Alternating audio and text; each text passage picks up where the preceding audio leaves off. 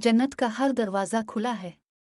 हज़रत अब्दुर्रहमान बिन उफ़ रज़ी अल्लाह अन्हु से रवायत है कि रसूल सल्लल्लाहु अलैहि वसल्लम ने इरशाद फरमाया है कि जो औरत 5 वक्त की नमाज पढ़ती हो, माँ रमज़ान के रोज़े रखती हो, अपनी शर्मगाह की हिफाजत करती हो और अपने शौहर की इताअत करती हो, इससे कहा जाएगा कि जन्नत के जिस दरवाज़े से चाहो जन्नत में दाखिल हो जाओ।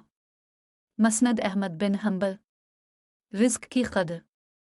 हज़रत आयशा सिद्दीक़ा रज़ी अल्लाह अन्हु से रवायत है, फरमाती हैं कि नबी करीम सल्लल्लाहु अलैहि वसल्लम घर तशरीफ़ लाए तो रोटी का एक टुकड़ा पड़ा हुआ देखा। अपने से उठाया और साफ़ करके तनावुल फरमा लिया और इरशाद फरमाया कि आयशा, इज़्ज़त वाले अल्लाह ताला के रिज़्क़ की इज़्ज़त किया करो, क्योंकि अल्लाह ताला का रिज़्क़ जब किसी कौम से फिर जाए तो वो वापस नहीं आता। सुनन इब्न माजा शरीफ।